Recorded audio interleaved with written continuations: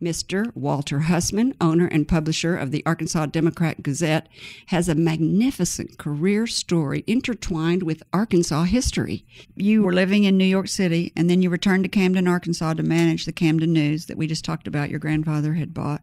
Did you feel like you were going backwards, or was? Well, I'll tell you the story about that is I loved living in New York. I was having a great time. I was single and really enjoying everything up there, and had two older sisters. Neither one of them were involved in the business, and it looked like, if I didn't get involved in the business, that they were going to probably sell the business, And so my dad told me, he said, look, I want you to do what you want to do. If you want to be a writer, if you want to stay in New York, that's fine, But, if you don't want to move back to Arkansas, we probably need to sell the business because, you're like 23 and I'm like 63, And so he said, you might consider coming back to Arkansas and trying the business. If you don't like it, you can always go back to New York and get another job. But if we sell the business, that option's not available anymore. So I thought, that makes sense. So, it was quite an adjustment going from New York to Camden. Yeah. Was Benny with you already? No, I hadn't met her yet. Because I was going to say that would have been a hard sell. But anyway, I didn't come back to run the Camden News. I came back just to work for my dad and try to learn everything I could from him. And actually, we had a situation where we needed to get a new general manager for the newspaper in Camden. And so my dad said, okay, this will be a good assignment. You go out and hire a general manager and you get who you think we ought to hire, and then I'll interview him and see if you made the right choice, et cetera. Well, I was having a tough time finding somebody to run the newspaper. And my dad said, well, I'm going to give you an extra incentive. You're going to run the paper until you find somebody. I said, okay. Well, I tell you what, that was a sort of a turning point in my life, because before I had a journalism degree undergraduate and I had a business degree out of graduate school. And my first job was working for a magazine writing. And I really wanted to be in the news and editorial side. I thought that was the creative side, and I thought business is probably just pretty cut and dried. Well, when I started running the newspaper in Camden, even though it was a small newspaper, I couldn't believe how creative running a business could be. How you were limited in the amount of resources you had, whether they were time or money or personnel or whatever, and you had to accomplish certain things with limited resources. And being able to do that really required some creativity, a lot of creativity. And so I really thought, hey, maybe this is more creative than even the news and journalism side, So that's how I really got interested in the business side. Then you took a job, you moved to Hot Springs. I guess you found somebody to run the Camden newspaper, and right. So you moved to Hot Springs. Were there not very long. There about a year. And during this time, I think Waco was created, maybe? Yeah, they used that for the name of the holding company. Yeah, about that time, they started a holding company where you could kind of the umbrella to put all of these newspapers under. And you became the president of the Palmer newspaper in Hot Springs, Arkansas. Vice president and general manager. Vice president and general manager. And then Palmer was your mother's maiden name. That's right. And Waco then published the Arkansas Democrat, or published the Democrat in Little Rock. And you decided to move to Little Rock. Yeah, so what happened is they put the Arkansas Democrat on the market for sale. And so, I was interested in it a lot more than my dad was. And because at that time the Gazette was such a strong newspaper, it had really doubled the circulation daily of the Democrat. The Democrat had been declining for a number of years. At one time, after 1957, the Democrat actually had slightly more circulation than the Gazette, but the Gazette was a morning newspaper. It was a really good newspaper, and the Democrat was a really kind of had watched its expenses so closely. They weren't so focused on revenue, in my opinion. Mm-hmm. And so anyway, so when we looked at the Democrat, it was clearly a turnaround situation. It had been profitable, but it lost money, not a lot of money, but it lost money the last 4 or 5 years before we bought it. And you thought it was losing money because it was squeezing itself? Yeah, well, they lost so much market share to their competition, and so anyway, and being an afternoon newspaper was a problem for them too. So anyway, but what appealed to me was it looked like a turnaround, and I remember being in a business school thinking, it'd really be fun someday to buy a business and turn it around. That would be a lot of fun and really interesting, and be quite an accomplishment if you were able to do that. So I didn't realize it'd be quite. Yeah, you and I are grinning at each other. I remember it. It was a war. They called it the newspaper war, and was probably the most aggressive newspaper war in the United States.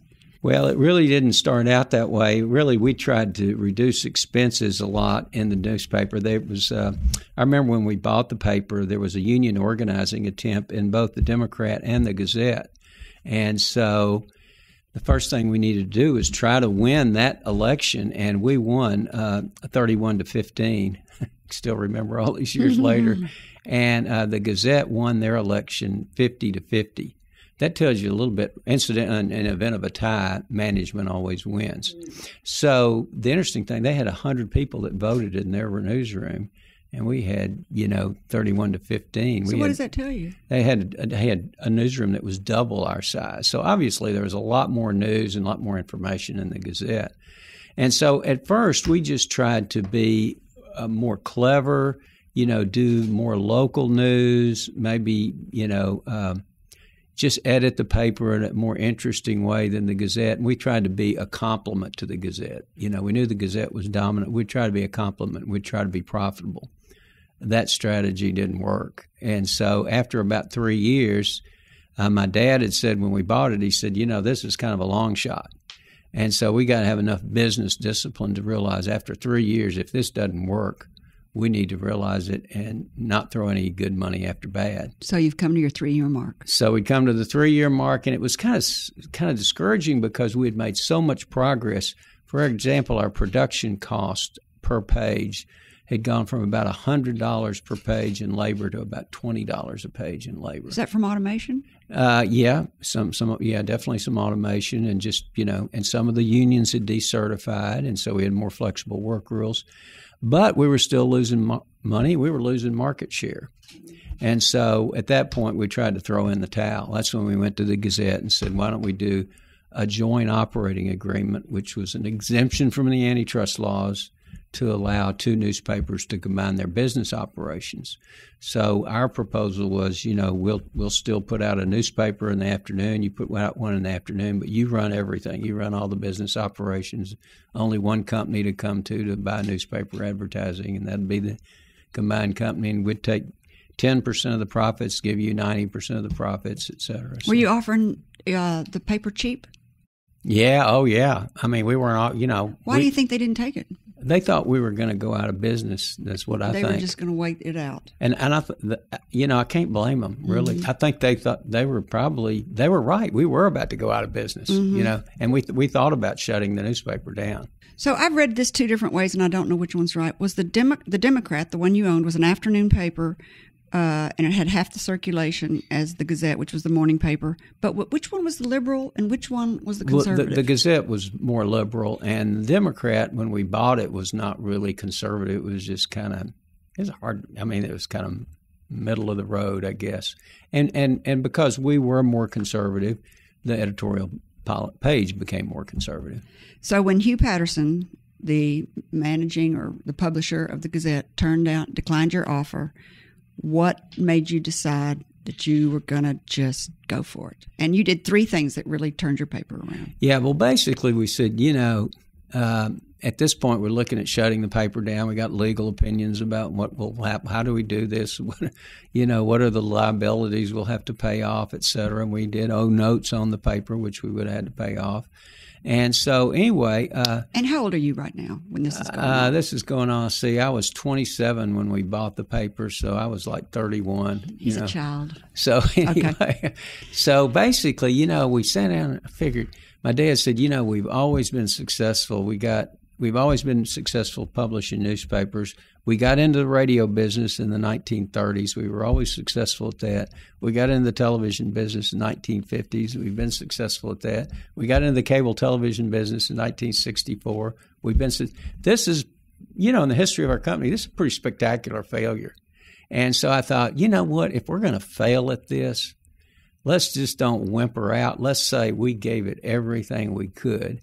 And let's see if there's any other strategy that would work, And we said, we really haven't tried to put out as good a newspaper as the Gazette. We've tried to edit it more cleverly and emphasize more local news and things like that. We are not giving people as good a product. We don't have as much news in the paper. We don't have as much advertising in the paper. Is there something that could work where we would actually try to do that? And so at that point, we went around to 4 or 5 places in the country and one in Canada where the number 2 newspaper had pursued a successful strategy to try to catch up with the number 1 newspaper. We went to Dallas, where the afternoon paper had become a morning paper. We went to Chattanooga, where the number 2 newspaper had become the number 1 newspaper, mainly by putting a lot more news in their paper than the other paper. We went to Winnipeg, Canada, which had gone with free want ads for classified advertising. So there'd be more readership for the classified ads than the competition. And you took notes on all of that. So we kind of sort of amalgamated a strategy and thought, why don't we try to do all of it at one time? And, if this fails, we can say at least we tried everything. Be an epic failure. Yeah. Well, So you did. You offered free want ads. First Right. time I ever heard of it.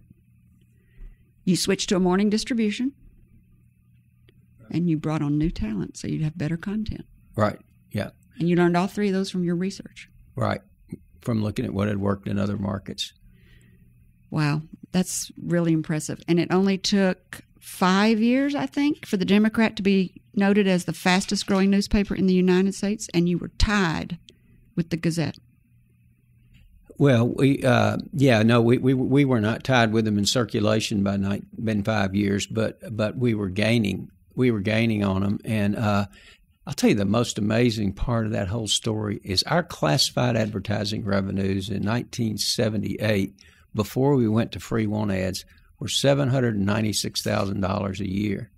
5 years later, our classified advertising revenues were over $5 million a year. But you were giving them away for free. I know. Everybody says, how could that happen? And so we only gave the ads away free to individuals who had residential for sale by owner, if they wanted to sell a pet, if they wanted to sell a car, if they wanted to sell a boat. And so all of a sudden, garage sales. Yeah. And so this is what they did in Winnipeg, Canada. And all of a sudden, we had a lot more cars for sale in our newspaper than the Gazette had cars for sale in their newspaper. So now the car dealers decided they wanted to start running with us. And, of course, the car dealers paid for their advertising. Was that unexpected? No, that was the whole plan. You knew it. We knew that's what it would work like if it was successful. We didn't know if it'd be successful. If you liked this video, subscribe to our YouTube channel by clicking on the picture of Kerry's face in the center of the screen. For more of Kerry's interviews, click either video on the right of the screen. And as always, thank you for watching.